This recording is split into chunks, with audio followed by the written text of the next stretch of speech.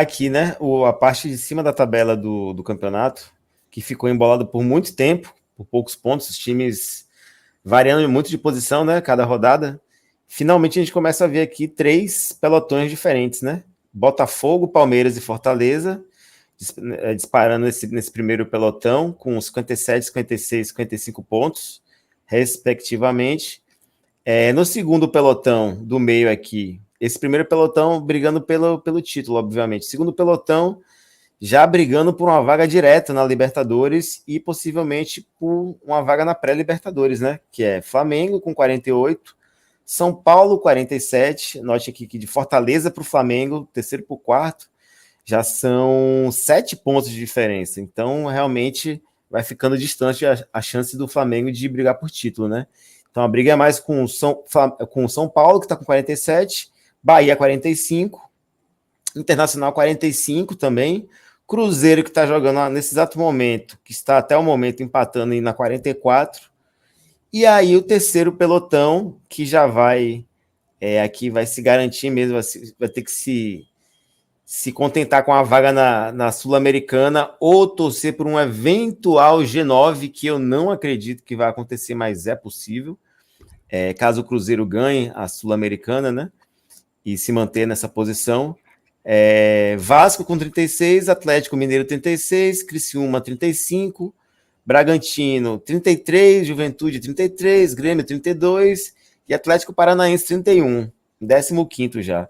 Atlético Paranaense ainda briga o Grêmio também talvez ali para não cair, mas são times aí até o Atlético Paranaense que ainda brigam virtualmente por uma vaga na Sul-Americana, né? Que garante a partir do 12º time na tabela do Brasileirão aqui, né? Que atualmente defende o posto o Bragantino, com a diferença sendo separado pelo Juventude com os mesmos 33 pontos, mas pela diferença de 2 gols de saldo, né? Então a gente já vai vendo aqui o Campeonato Brasileiro se dividir, partilhar em pequenos outros campeonatos, né? A gente mesmo aqui, voltando para o nosso Bahia, a gente briga, acho que até o Cruzeiro ali, Cruzeiro Internacional, Bahia, São Paulo e Flamengo, vão brigar por uma vaga direta na Libertadores, o posto do Flamengo no momento, no quarto lugar. E prêmio de consolação vai ser, que não é bem consolação, mas é um prêmio também muito alto, que é a pré-Libertadores. E dois desses times aí vão ficar de fora chupando o dedo da Sul-Americana, João. Eu queria colocar uma coisa para vocês aqui. E aí, observando esse recorte da tabela, é algo que me pega um pouquinho. E eu vim pensando nisso no domingo para casa.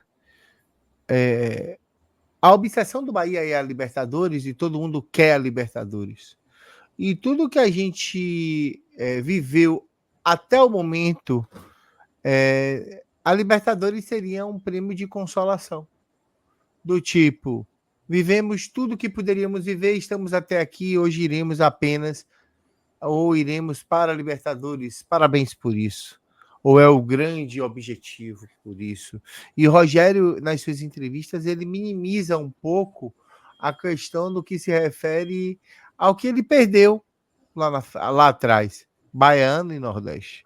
Pô, João, mas a gente ganha Baiano e Nordeste todo ano, ou ganha sempre, ou tá sempre nas cabeças, e eventualmente uma vez ou outra não é tão legal de estar presente ou de estar sendo campeão.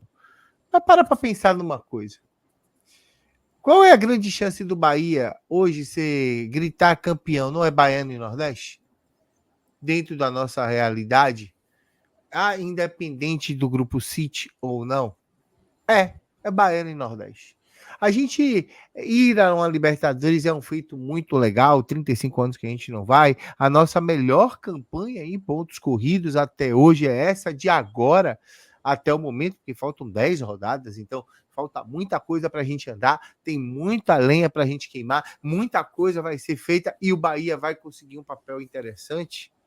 Mas já parou para pensar quão frustrados estaríamos se o Bahia apenas conquistasse uma vaga para a Sul-Americana, ficando em sétimo, ou até mesmo oitavo.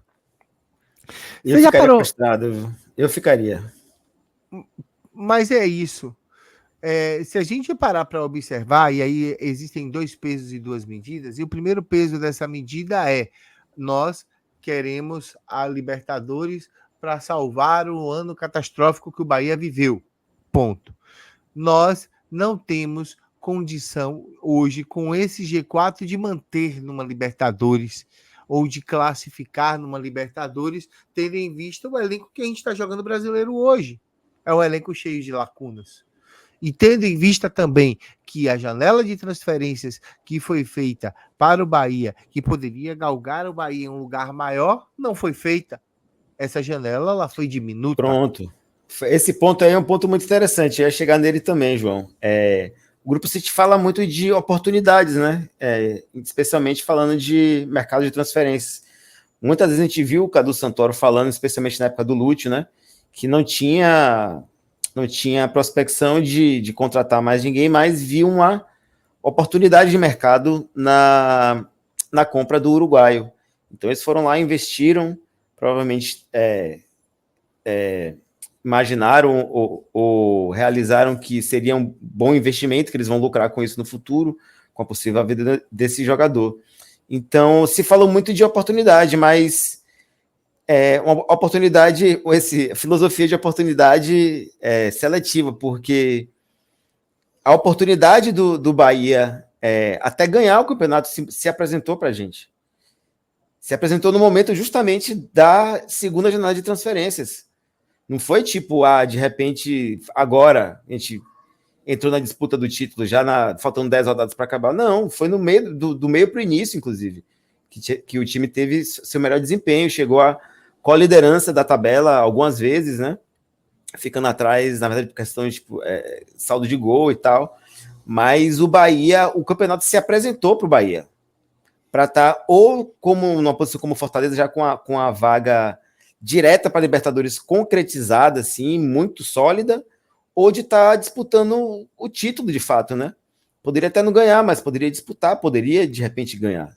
Como foi o Girona, né? Que disputou, não levou, mas disputou e saiu com um grande prêmio de consolação, que foi uma vaga direta na Champions League.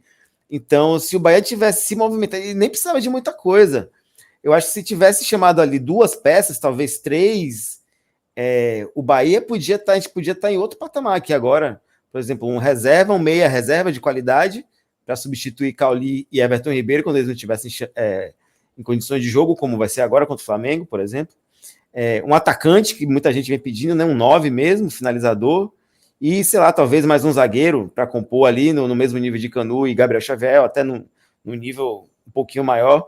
Mas porque a gente não tem banco, né, para essa posição. Essa zaga, inclusive, foi um achado.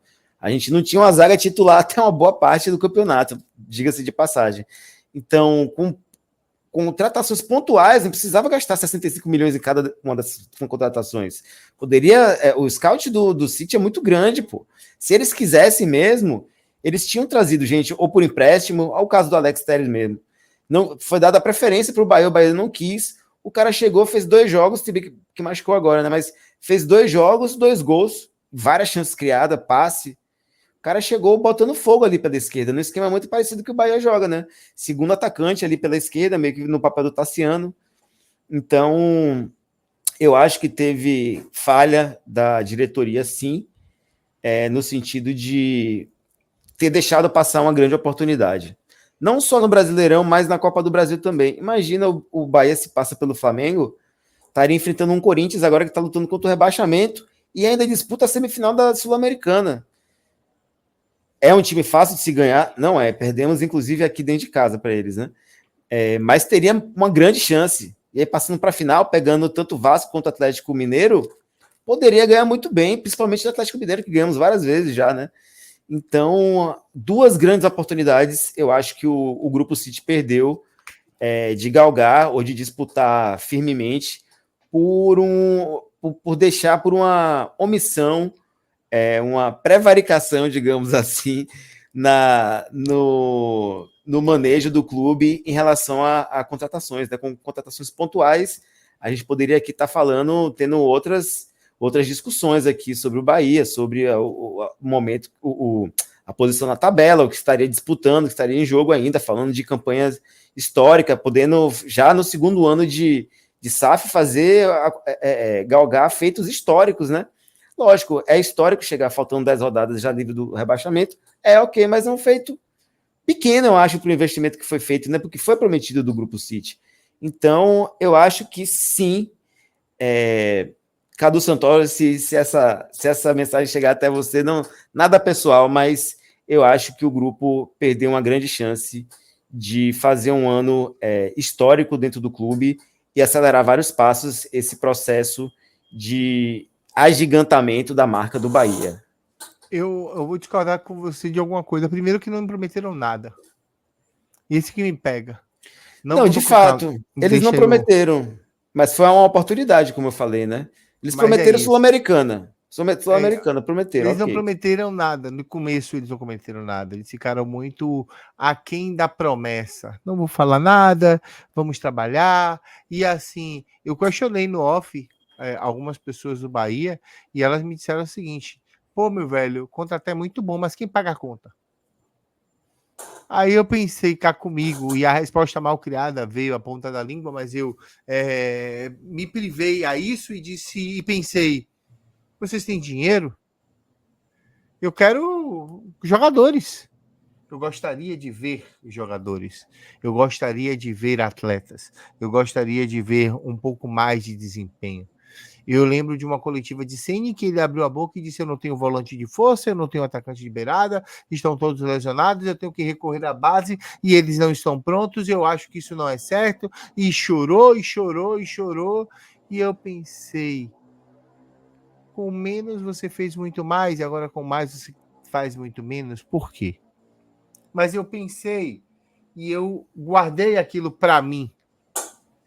E assim, e ao longo da temporada eles diziam: nós podemos chegar em primeiro, estamos a 2 pontos do primeiro, estamos a 3 pontos do primeiro, por que vocês não querem um pouco mais? Por que vocês não fazem um pouco mais? E isso é divulgado para nós, e nós ouvimos tudo isso com a promessa de que, e com a sensação de que eles podem muito mais e que eles talvez não consigam entregar muito mais.